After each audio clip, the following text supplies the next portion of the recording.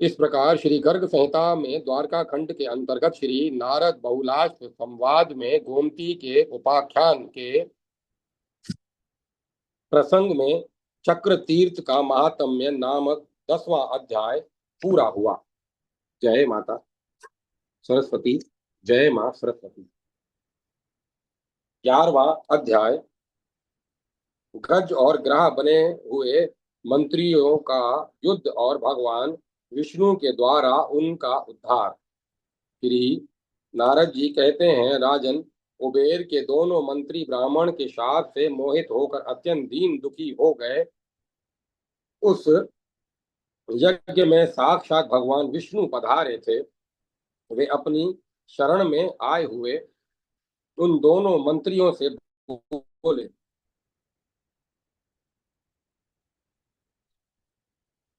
श्री भगवान ने कहा, मेरी अर्चना से युक्त इस यज्ञ में तुम दोनों को दुख उठाना पड़ा है। ब्राह्मणों की कही हुई बात को टाल देने या अन्यथा करने की शक्ति मुझ में नहीं है। तुम दोनों ग्रह और हाथी हो जाओ।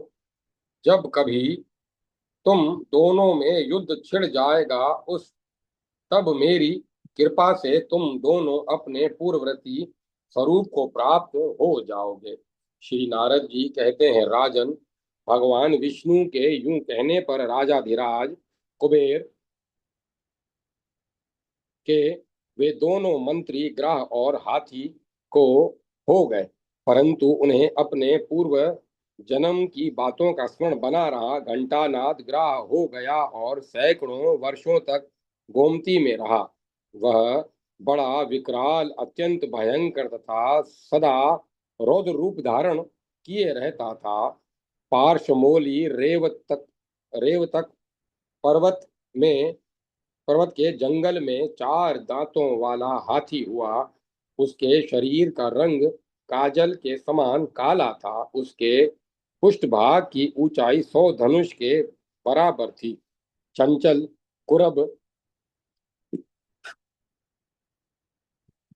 कुंद, बदर, बेंत, बांस, केला, भोजपत्र का पेड़, बरगद, कचनार, बिजनार, विजयसार, अर्जन, मंदार, बकायन, अशोक, आम, चंपा, चंदन, कटल, गुलर, पीपल, खजूर, बिजोरा, नींबू, चिरौंजी, आमड़ा, आम्र तथा क्रमुक, पुंगी फल, ये वृक्षों से परिमंडित रेवतक के विशाल वन में वह महागजराज विचरा करता था।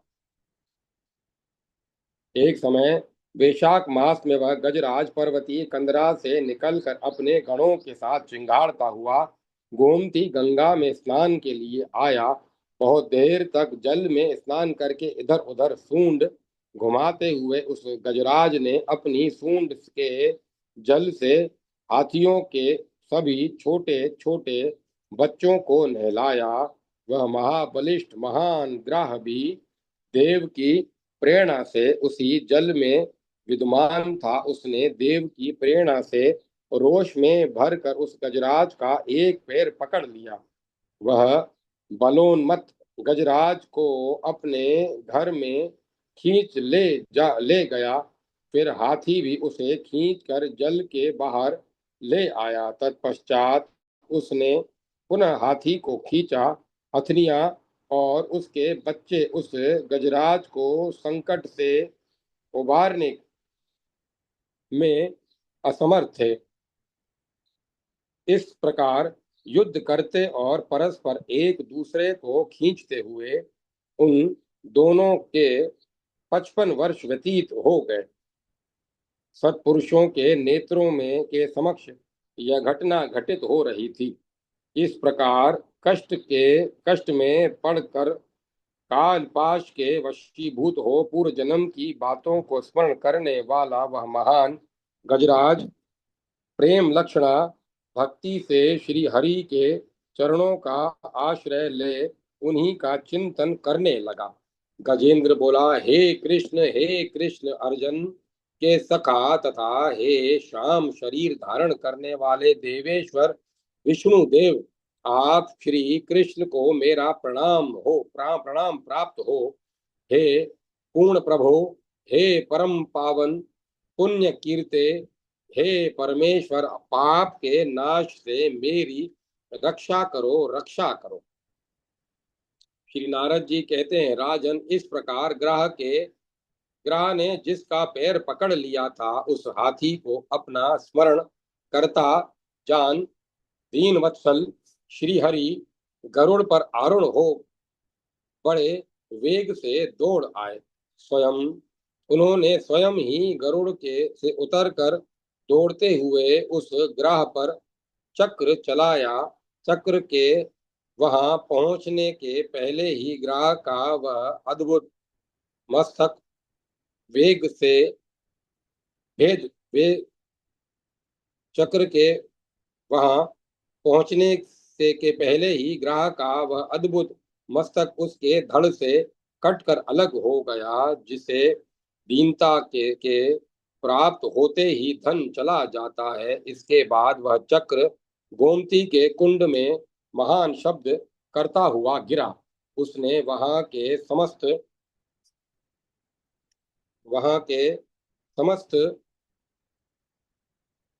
प्रस्तर समूहों को चक्र से चिन्हित कर दिया।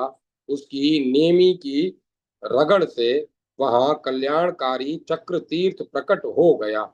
राजन, उस चक्र तीर्थ के दर्शन से ब्रह्म हत्या छूट जाती है। मस्तक कट जाने के से ग्रह ने अपना पूर्व पूर्व रूप धारण कर लिया और श्री कृष्ण के अनुग्रह से उस हाथी का दिव्य रूप हो गया।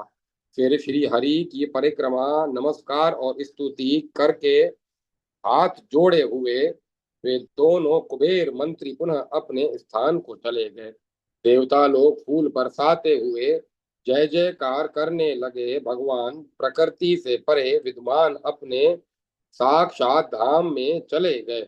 जो नर श्रेष्ठ चक्र तीर्थ की कथा को सुनता है वह चक्र तीर्थ में स्नान करने का फल पाता है, इसमें संशय नहीं है। जो एकाग्र चित्त हो गज और ग्रह की इस पुण्यमयी कथा को सुनता है उसके बुरे स्वप्न नष्ट हो जाते हैं तथा निश्चय ही उसे अच्छे स्वप्न दिखाई देते हैं। उस मनुष्य को श्री कृष्ण के अनुग्रह के से विष्णु पद की प्राप्ति होती है। इस प्रकार श्री गर्ग संहिता में द्वारका खंड के अंतर्गत श्री नारद बहुलाश संवाद में चक्र तीर्थ की उत्पत्ति के प्रसंग में गज और ग्रह का शाप से उद्धार नामक 11वां अध्याय पूरा हुआ। जय माता सरस्वती। जय मां सरस्वती। 12वां अध्याय महामुनि त्रित के शाप से कक्षीवान का शंख रूप होकर सरोवर में रहना और श्री कृष्ण के द्वारा उनका उद्धार होना। शंखोद्धार तीर्थ की महिमा। श्री नारद जी कहते हैं, राजन, द्वारका में जो शंखोद्धार नामक तीर्थ है वह सब तीर्थों में प्रधान है। जो मनुष्य उस तीर्थ में स्नान करके स्वर्ण का दान देता है वह संपूर्ण उपद्रवों से रहित विष्णु लोक में जाता है। एक समय श्री कृष्ण भक्त शांत चित्त महामुनि त्रित तीर्थ यात्रा के प्रसंग से अनर्थ देश में आए। वहां एक सुंदर सरोवर देखकर मुनि ने उसके उसमें स्नान करने करके श्री हरि की पूजा की। उस पूजा में सुंदर लक्षणों से युक्त जो महाशंख वे बजाया करते थे उसे उन्हीं के शिष्य कुक्षीवान ने अत्यंत लोभ के कारण चुरा लिया। पूजा का शंख चुराया गया देख मुनि वर त्रित कुपित होकर बोले, जो मेरा शंख ले गया है वह अवश्य ही शंख हो जाए। कुक्षीवान तत्काल शाप से पीड़ित हो शंख हो गया और गुरु के चरणों में गिरकर बोला, भगवान मेरी रक्षा कीजिए। त्रित मुनि शीघ्र ही शांत हो गए और बोले, दुर्बुद्धे, यह तुमने क्या किया? चोरी के दोष से जो पाप हुआ है उसका फल भोग। मेरी बात झूठी नहीं हो सकती। तू यहाँ श्री कृष्ण के चरण कमलों का चिंतन करता रहे, वे ही तेरा उद्धार करेंगे। राजन यूं कहकर जब महामुनि तृतदेव वहां से चले गए, तब शंख रूपधारी कुक्षीवान उस सरोवर में कूद पड़ा और कृष्ण कृष्ण पुकारता हुआ 100 वर्षों तक वहीं रहा। तदंतर भक्त वत्सल परिपूर्णतम साक्षात भगवान श्री कृष्ण उस सरोवर के तट पर आए और उसे अभय दान देते हुए बोले, डरो मत। मेघ गर्जना के समान भगवान की वह गंभीर वाणी सुनकर वह जलचर शंख चीख उठा, देव देव जगत पते मेरी रक्षा कीजिए, रक्षा कीजिए। तब सर्व सामर्थ्यशाली कृपा परायण भगवान ने नागराज के शरीर की भांति अपनी हुष्ट पुष्ट भुजा के द्वारा उस भक्त शंख का उसी प्रकार जल से उद्धार किया, जैसे किसी समय उन्होंने गज का उद्धार किया था। कक्षीवान उसी क्षण शंख का रूप छोड़कर दिव्य रूपधारी हो गया और हाथ जोड़कर श्री हरि को नमस्कार करके उनकी स्तुति करने लगा। कुक्षीवान ने कहा, वासुदेव, आपको नमस्कार है। गोविंद, पुरुषोत्तम, दीन वत्सल, दीनानाथ, द्वारकानाथ, परमेश्वर, आपको मेरा बारंबार प्रणाम है। आपने ही ध्रुव को ध्रुव पद प्रदान किया, प्रहलाद की पीड़ा हर ली, गजराज का उद्धार किया तथा राजा बलि की भेंट स्वीकार की। आपको बारंबार नमस्कार है।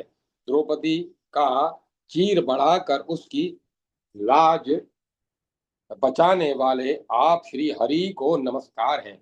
विष, अग्नि और वनवास से पांडवों की रक्षा करने वाले पांडव सहायक आपको नमस्कार है। यदुकुल के रक्षक तथा इंद्र के कोप से ब्रज के गोपों की रक्षा करने वाले आपको नमस्कार है। गुरु को, माता देवकी को और ब्राह्मण को उनके मरे हुए पुत्रों को ला कर देने वाले श्री कृष्ण आपको बारंबार नमस्कार है। जरासंध की कैद में पड़े हुए नरेशों को वहां से छुटकारा दिलाने वाले, राजा नृग का उद्धार करने वाले और सुदामा की दीनता हर लेने वाले आप साक्षात परमेश्वर को नमस्कार है। आप वासुदेव श्री कृष्ण को नमस्कार है। संकर्षण, प्रद्युम्न और अनिरुद्ध को भी नमस्कार है। इस प्रकार चक्रव्यूह रूपधारी आप परमेश्वर को मेरा प्रणाम है। देव देव, आप ही मेरी माता, आप ही पिता, आप ही बंधु, आप ही सखा, आप ही विद्या, आप ही धन और आप ही मेरे सब कुछ हैं। श्री नारद जी कहते हैं, राजन, इस प्रकार श्री हरि की स्तुति करके प्रेम पूरित कुक्षीवान एक श्रेष्ठ विमान पर आरूढ़ हो यादवों के देखते देखते सैकड़ों सूर्यों के समान तेजस्वी होकर दसों दिशाओं को उद्भासित करता हुआ समस्त उपद्रवों से रहित विष्णु धाम में चला गया। मिथिलेश्वर श्री हरि ने जिस सरोवर के तट पर शंख का उद्धार किया था, वह उस घटना के कारण ही परम पुण्यमय शंखोद्धार तीर्थ के नाम से प्रसिद्ध हो गया। जो श्रेष्ठ मानव शंखोद्धार की इस कथा को सुनता है, वह शंखोद्धार तीर्थ में स्नान करने वाला फल पा जाता है, इसमें संशय नहीं है। इस प्रकार श्री गर्ग संहिता में द्वारका खंड के अंतर्गत श्री नारद बहुलाश्व संवाद में शंखोद्धार तीर्थ का महात्म्य नामक 12वां अध्याय पूरा हुआ। जय माता सरस्वती, जय मां सरस्वती। ओम नमो नारायण, ओम नमो भगवते वासुदेवाय, ओम ऐं ह्रीं क्लीं चामुंडाय विच्चे। ओम नमः शिवाय। राम लक्ष्मण जान की जय बोलो, हनुमान की जय। श्री राधे कृष्ण, राधे कृष्ण, राधे कृष्ण। कथा को विराम दिया जाता है। ओम तत्सत, ओम तत्सत, ओम।